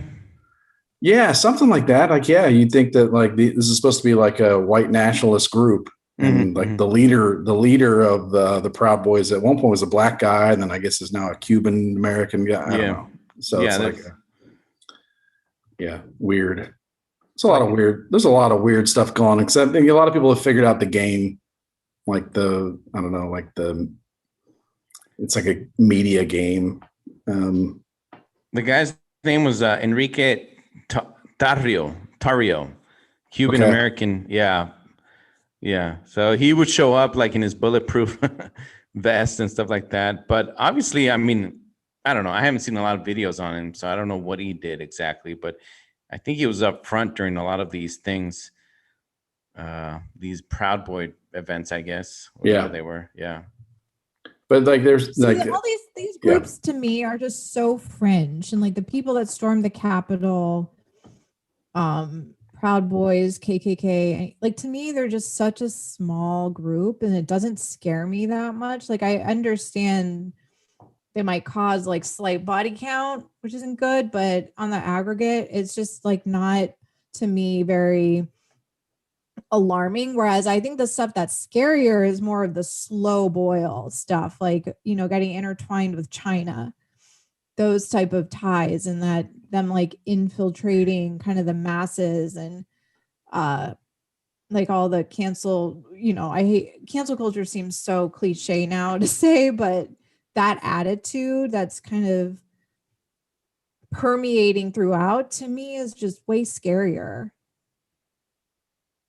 No, I agree with you. Yeah, I agree It's with about you. Yeah. destabilizing. It takes I think it's kind of real connected. destabilization is slow, but it's dangerous. Whereas so 9/11, it was like a quick blow, like a huge blow, huge body count, really traumatic, but it didn't really destabilize us. Like we bounced back, we rebuilt, we all came together. It didn't I would not say it really destabilized us. I think 9/11 was more like a hit the foundation kind of thing where, yeah, that one event wasn't going to do it, but like the divisiveness, I guess, that comes off of that event and like the. Well, we became really polarized in the aftermath, like going to war, like all that. And, yeah. Opinions on Bush. But 9/11, if I was the terrorist and 9/11 was like something to do to like get shit started, like, and then, like over the next 30 or 40 years, like you set a country like the United States up, you set it up to be so fractured and so like divided that something like 9/11, they did something like that again, it would I don't know that it would make people come together as much. Like, I don't think it would. I don't think it would. So, but I think it's all kind of connected. I think it's kind of connected though, because I think the people, like there's KKK people. I think that like the people that stormed the Capitol on January 6th were not like hillbillies who had nothing rapport. So they got sucked into the KKK and they weren't like, growing up in like the inner city where they were like sucked in by gangs or something. They're like people that like had real jobs. Like they're like realtors, like insurance agents and lawyers and whatnot. That was it's kind of a weird thing that, they weren't they weren't 25, 22-year-old dudes that weren't getting laid, that were joining Antifa, whatever. They were like real, like normal people. What worried me was it, and I'm kind of coming back to your point because it's kind of connected, is like people were just those people were angry, maybe, and they're not even sure what they were angry at. So they just kind of melted down in this protest, riot, whatever, and it didn't take much, maybe it was organic, or maybe it was some agent that was like, hey, let's bust this door down. It didn't take much to like get them breaking windows down and kicking doors down. It didn't take much. So and I think that stems from like, I think they thought that like Trump is like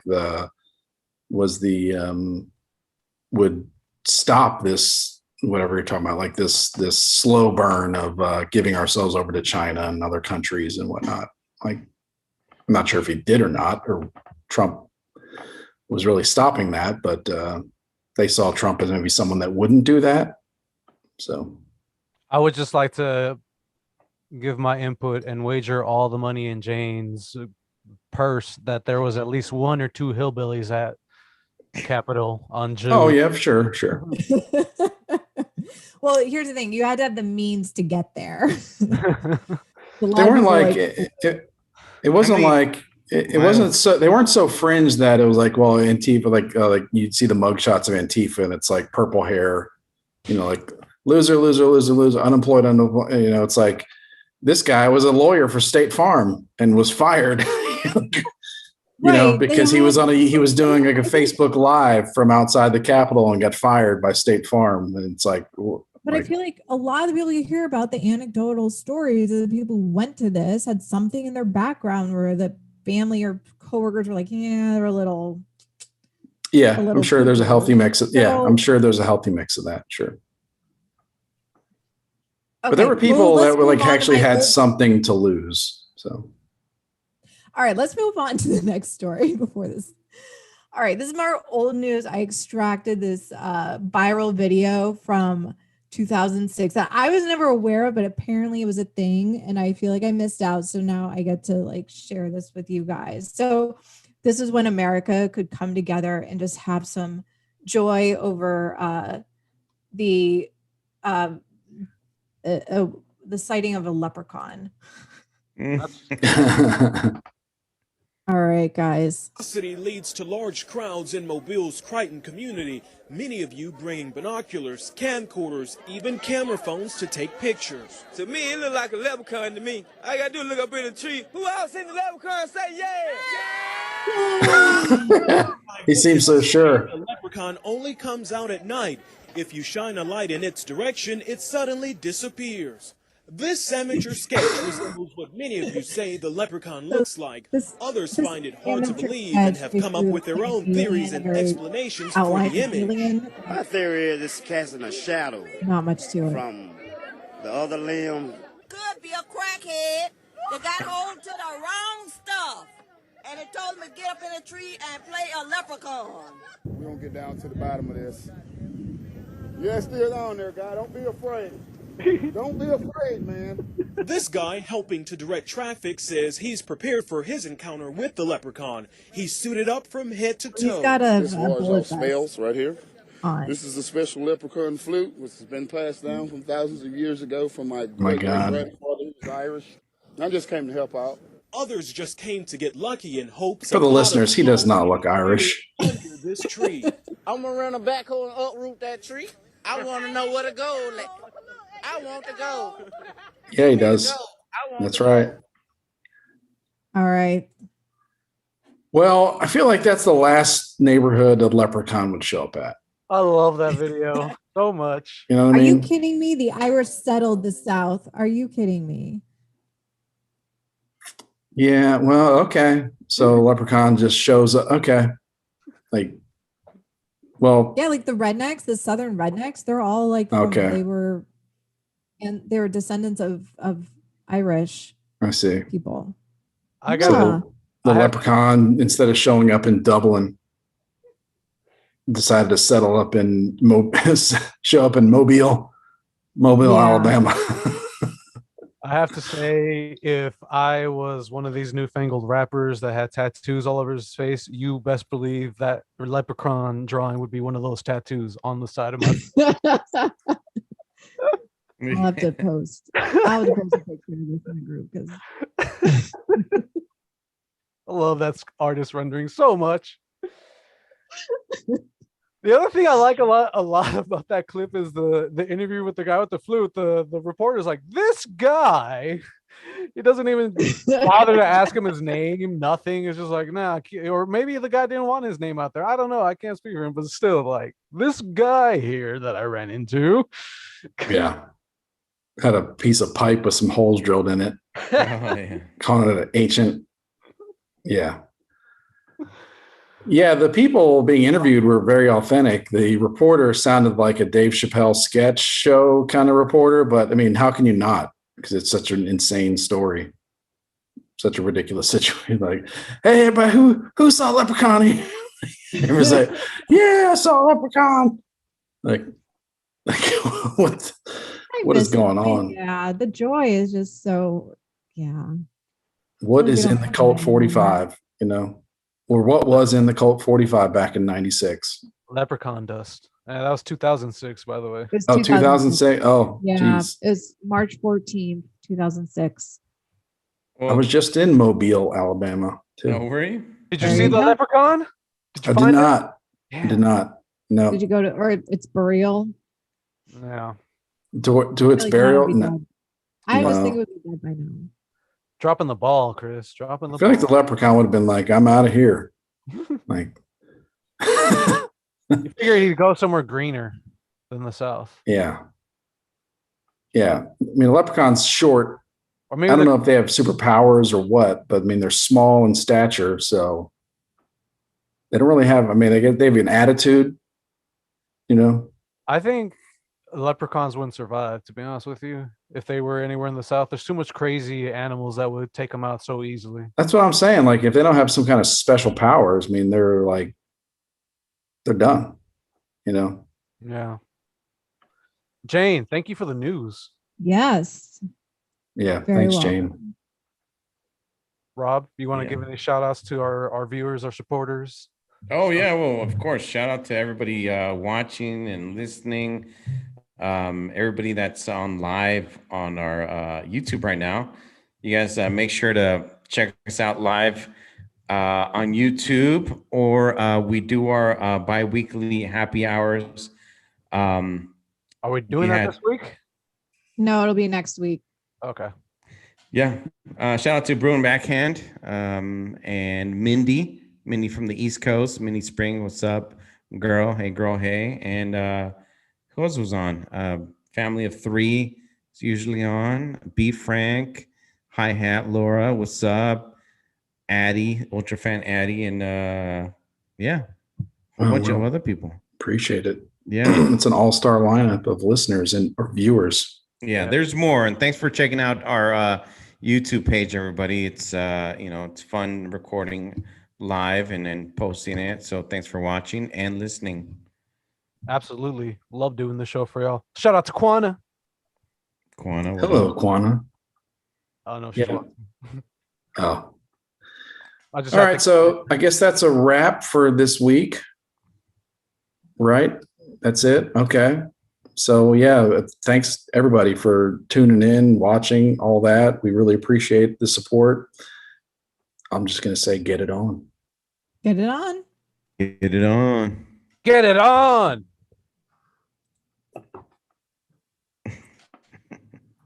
How much time is that? Hour 37. I wanted to make sure we didn't go over to 140. Like I like that hour 30 something. I feel like once you get to hour 40, it starts looking like ooh. Okay, cool. Well, yeah, we did good. We right under the wire, and I'm sure after we're done cutting it together too, it'll be shorter as well. Starts looking like what? Like oof. Oh, Jane. What? You said it after it gets over 140, it starts looking like oof. I just feel like that's just my reaction to seeing a podcast that's over 140 is just like, I don't know if I want to tackle this. So it's not about us specifically. It's just. I got you. I'm just messing with you. Yeah. So. Okay. So we have to come up with a theme for next week. In 2 weeks, I want to do Olympics. Are they going to start in 2 weeks? Yeah. Yeah. They start on the 23rd. I like the Olympics. I always watch, well, I always say that, but I'm not really a normal cable subscriber now. No. I think I was the last time the Olympics were on. Mm-hmm. I always watch the Olympics. Yeah, I like the Olympics. I don't know. Wait, hold on. Give me a second, guys. Well, I hope you think about some more insight, something more insightful than just that. Is it summer? Yeah, I'm not gonna give you all my insight now. Is it summer Olympics or winter? Why would they have autumn? Wasn't And they're in Tokyo? Tokyo. They're in Tokyo. I don't know what the fuck's going on in Tokyo right now. Well, Geisha Olympics. You know they're in the Geisha Northern Olympics. Hemisphere, right? I don't know where they are. No one does. They're No, okay. So there's beach volleyball. Yep. Yeah, girls in bikinis. Huge. I'm gonna do The more scantily clad Olympics for sure. Hell yeah. Competitive panty. What is it? What is it? Oh shoot! Never mind. hashtag Team Brazil. Competitive vending machine panty getters. Oh, in Tokyo? Tokyo, yeah. They haven't gotten that approved yet. No. No. Okay. But all those vending machines need to be filled. Yeah. American women start producing. Hell yeah. We want some of those Victoria's Secrets up in those vending machines. No, I think they declared a state of emergency in Tokyo. So there's going to be no spectators for the Olympics. Yeah, I think I saw something that. like that. That's weird. I don't know. I wonder. I stopped really paying attention to any kind of COVID stats. So I wonder if they're really having a bad time with COVID in Tokyo or what. Or, if they're having a situation where their numbers are up 1,000%, but that means it's up from 1 to 10, and it's kind of misleading. Right. I don't know. They're being overly cautious. The truth is the TV rights are really what it's all about. Like, I'm sure there's a lot of money to be made for like local businesses, whatnot. But then again, like they set up these Olympic villages to where it's not really local. It's like a massive, corporate like setup. So yeah, I wonder if they just want to have the Olympics to make sure they can televise them and like people watch them all around the world. Yeah, they can't delay it anymore. Like it's too much. Yeah, they need to do it for the TV rather than wait for it to be safe for, audience. Well, I mean, their money is made. Yeah, I don't know what the percentage would be, but I would guess that like 90% of Olympic income is from television rights sales and not from like, daily ticket sales of, I don't know. Yeah. I wonder. Usually don't sell out. Like when you watch, like a lot of the events there's a lot of open seats. Yeah. I wonder if it's actually better for the Olympics this way. They'll have more possibly more viewers. Built-in experiment this way.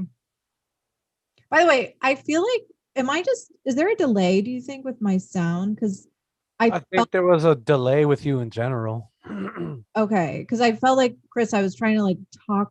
I felt like I kept talking over you, or I would start to talk and then you would start to talk over me. And I was like, am I not coming? I like couldn't tell. So I don't know. I thought there was at one point, but then after you said something about it and I was trying to pay attention for it, I didn't notice it after that. Okay. What about you, Manny? Did you notice you just think it was like my internet is just really shitty? I believe so. I was trying to bring up web pages while we were recording. It was just like the slowest load, and sometimes they just crash. It's like, that's weird. That's like really, really bad. I probably should get my own internet. It's just like you should. I wonder if just for a moment you switched to your phone as the hotspot or something, and if it improved. Not that you want to do that because you don't want to use up all your data, but yeah, it would drain my data like one recording. But curious if it's just better. Can't be worse. But yeah, it was just, I felt, because I can tell because my square, the border doesn't become yellow. It takes a while for it to pick up the sound. So I'm like sitting there and I'm starting to talk. It's not becoming yellow on Zoom. And then you start talking before it becomes yellow. And then I'm like, oh my God. You got to get on the roof like Ace Man did and get that antenna going to get you some better reception, better internet. DSL internet. Oh my gosh. Or get you your own hotspot. You'll be fine.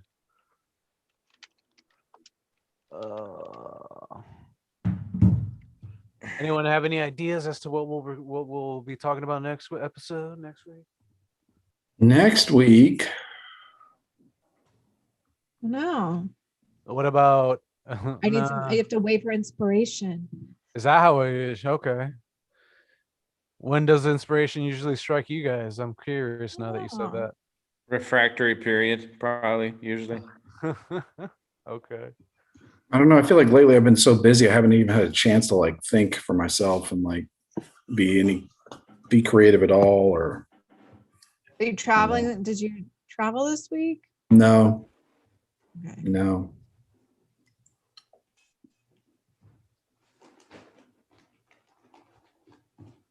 But usually it's on the way home from work. Usually like listening to Adam makes me think of other stuff. I don't know. Yeah. Well, we could, if anyone who's still on YouTube has ideas. Bruin back in. Any topics? Hey, this was episode 74, right? I think I so. think it's That's what I said. 73. Is it 73 or 70? Oh, wait, because you did Lady 73. Lackey. Yeah, okay. So Lady 74. Lackey was 73. Yeah. All right, cool. Sorry. No worries. The Lady Lackeys episode didn't have a number in front of it on iTunes. That's why. Oh, that's my mistake because I uploaded it. I didn't even input the episode number on that.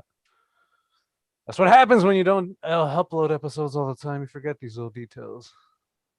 Yeah.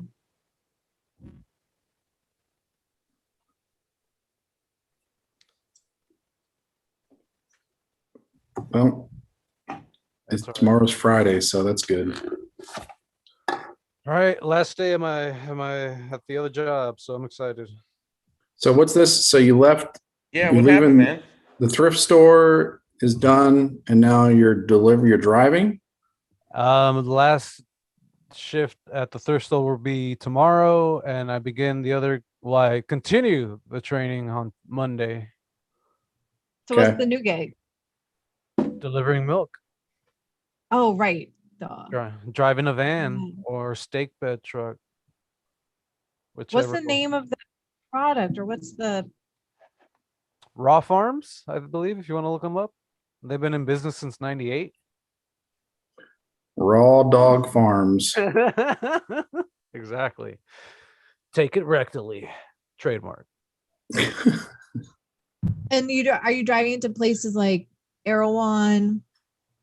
I haven't been to an Erewhon yet. I don't know if I will be.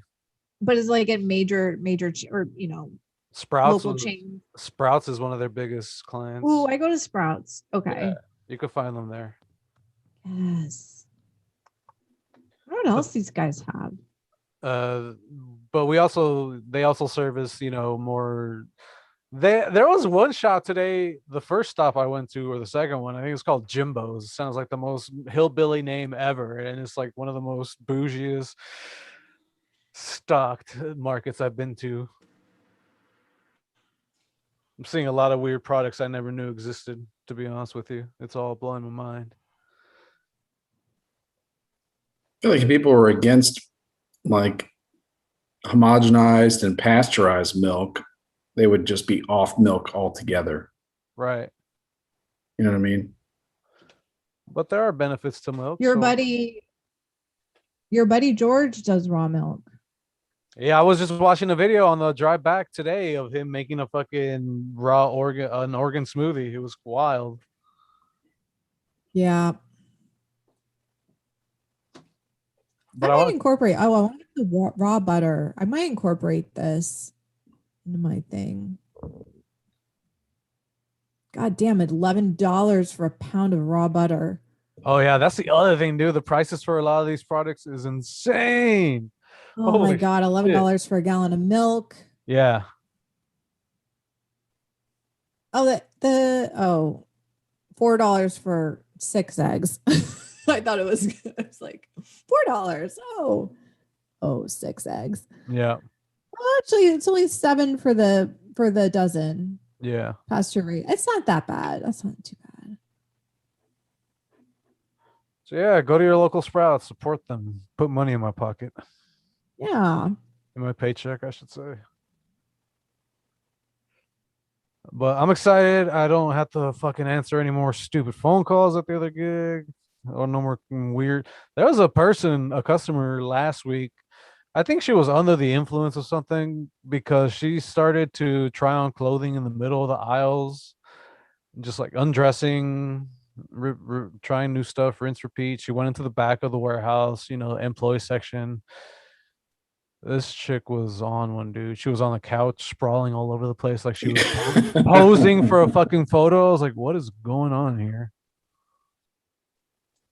Rowdy gangsters in the house tonight. All right. Rob, I am worried for your walk home with that attire. Will you be safe?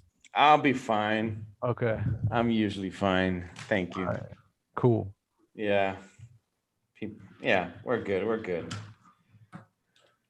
All right, we're good. Now, if he was wearing your gold chain, Oh yeah. That'd be a different story. Watching this, looking over his shoulder. Yeah. And your Pendejex t-shirt. I love it. I wonder when I'm gonna get canceled for wearing this shit. There's got to be a countdown to when you get accosted in the streets. Yeah, that's by someone. Yeah.